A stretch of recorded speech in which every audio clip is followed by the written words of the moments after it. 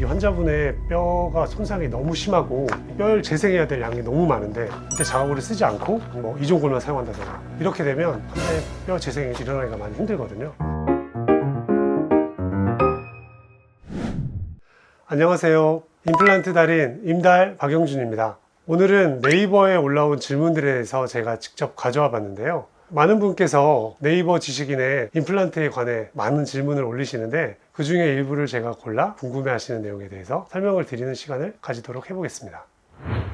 첫 번째 질문이네요. 부천에서 70대 초반 남성분께서 어금니 몇 개가 빠져서 음식을 씹기가 많이 불편하다고 하셨는데 노인도 임플란트 치료가 가능한지, 혹시 뼈가 약해서 어려울 수도 있는지 궁금합니다 라고 하셨네요. 사실 나이 때문에 임플란트에 대해서 망설이시는 분들이 굉장히 많은데요. 나이는 임플란트를 하는데 아주 중요한 요소는 아닙니다. 80대 그 이상이라도 전신 건강 관리만 잘 돼 있다면 임플란트 하는 데는 전혀 지장이 없고요. 그리고 만약 뼈가 약하다면 뼈 이식을 통해 충분히 뼈 보강도 가능하고요. 사실 얼마 전에도 저희 병원에서 90세가 넘은 환자분께서 임플란트 치료를 잘 마치시고 지금 잘 사용을 하고 계세요. 다음 질문은 서울 종로구에 사시는 60대 후반 남성분의 자녀분께서 아버지가 치아가 거의 없으셔가지고 노인 임플란트를 고민 중입니다. 고령이라 수술이 무리가 되지 않을까 걱정이 되네요. 틀니보다 임플란트가 낫다고들 하는데 실제로 어떤 점이 좋은지 알고 싶어요. 아버님의 건강을 걱정하는 자녀분의 마음이 너무나 예쁜데요. 임플란트는 틀니에 비하면 굉장한 장점이 많죠. 일단 기본적으로 틀니에 비해서 씹는 힘 자체가 아예 다르다고 볼 수가 있습니다. 원래 치아가 100%의 힘을 낸다고 했을 때 틀니는 보통 우리가 한 20% 정도, 많아야 30% 정도의 힘을 낸다고 보고 있고요. 임플란트는 거의 90%에서 100%에 가깝게 씹는 힘을 내는 걸로 돼 있어요. 그리고 틀니를 계속 사용하게 된다면 잇몸에 지속적인 자극을 주게 돼서 남아있는 잇몸뼈가 계속 흡수를 일으키게 되고요. 따라서 틀니를 만들어 가지고 사용하셨을 때 어느 정도는 사용을 하시게 되는데 그 이후에는 잇몸뼈가 흡수가 되면서 틀니가 안 맞게 되니 또 틀니를 새로 만들어야 되는 여러 가지 불편감이 발생을 하게 됩니다. 반면에 임플란트 같은 경우에는 한번 잇몸뼈에 잘 식립만 된다면 잇몸뼈의 흡수를 막아주고요. 거의 반영구적으로 임플란트를 사용을 할 수가 있게 되죠.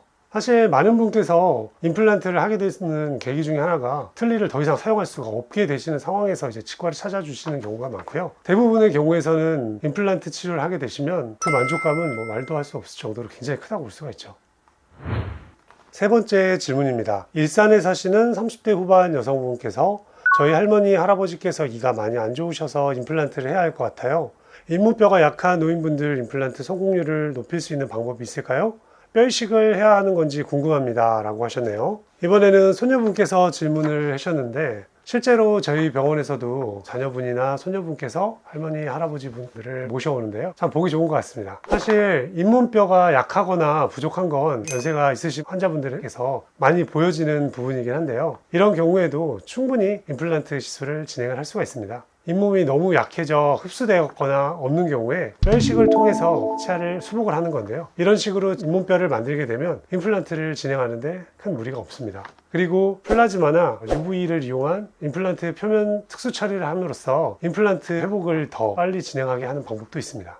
잇몸뼈가 너무 약하거나 부족한 경우에는 뼈 이식을 하는 게 잇몸뼈를 보강하는 가장 확실한 방법이 될 수 있고요. 만약 뼈가 너무 없거나 부족한 상태에서 임플란트를 하게 되는 경우에 임플란트가 오랫동안 유지하지 못하게 되는 경우도 있습니다. 따라서 잇몸뼈 흡수가 심하거나 뼈가 너무 약한 경우에는 뼈 이식을 고려하시는 게 필요하겠습니다.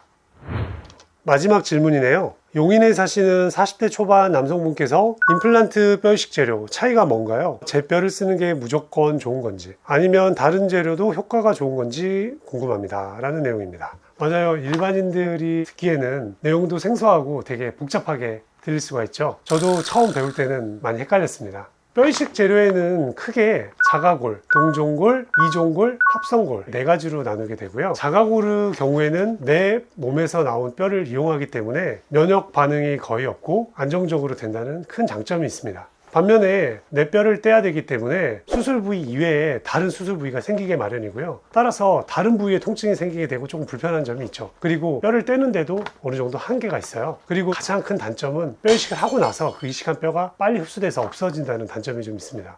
동종골의 경우에는 다른 사람의 뼈를 이용해서 만든 뼈를 설명을 하게 되고요. 이종골의 경우에는 동물의 뼈, 그러니까 소나 돼지, 말 등의 뼈를 이용해 만든 뼈를 이종골이라고 합니다. 그리고 합성골의 경우에는 완전히 인위적으로 공장에서 만든 뼈를 합성골이라고 진행을 하고요. 이렇게 뼈에 대해서 구별을 지을 수가 있습니다.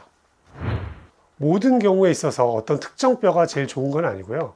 그 어떤 상황에 맞는 적절한 뼈를 고르는 게 사실 중요합니다. 상황에 따라서는 한 가지 뼈만 쓰는 게 아니라 두 가지 이상의 뼈를 섞어서 쓰는 경우도 많고요. 따라서 뼈를 선택하는 데 있어서는 그 환자분의 상태를 정확하게 진단하고 사용하는 게 무엇보다도 중요하다고 할 수 있습니다. 뼈 이식했는데 안 맞을 수도 있어요? 네, 그럴 수도 있죠. 예를 들면 이 환자분의 뼈가 손상이 너무 심하고 뼈를 재생해야 될 양이 너무 많은데 이때 자가골을 쓰지 않고 이종골만 사용한다던가 이렇게 되면 환자의 뼈 재생이 일어나기가 많이 힘들거든요. 그리고 심미적인 부위, 앞니라든지 이런 부위에 있어서는 환자분의 어떤 볼륨 유지가 굉장히 중요한데 이때 잘못된 뼈 선택을 하게 되면 볼륨 유지가 일어나지 않고 뼈가 흡수가 돼버려서 굉장히 심리적으로 좋지 않은 결과를 나타낼 수도 있어요. 자가골은 그럼 어디서 채취를 하는 거예요?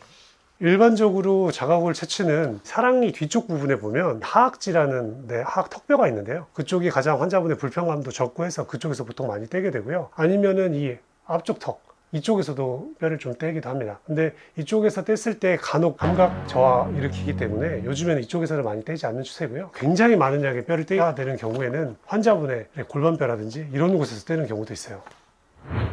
오늘은 네이버 지식인에 올라온 실제 질문 내용을 바탕으로 영상을 찍어봤는데요. 노인 임플란트 치료 방법과 뼈 이식에 대해서 한번 알아봤습니다. 이에 대한 궁금증이 조금이나마 해소가 됐으면 좋겠습니다. 임플란트는 환자분의 나이보다는 건강 상태가 더 중요하다고 볼 수 있고요. 성공적인 임플란트를 위해서는 뼈 이식도 굉장히 중요한 요소라고 할 수가 있겠습니다. 궁금한 점이 있으시다면 혼자 고민하지 마시고 전문가와 함께 상담을 받아보시는 게 좋겠고요. 오늘 영상이 도움이 되셨다면 구독과 좋아요 부탁드리도록 하겠습니다. 다음에 더 좋은 영상으로 찾아뵙도록 하겠습니다.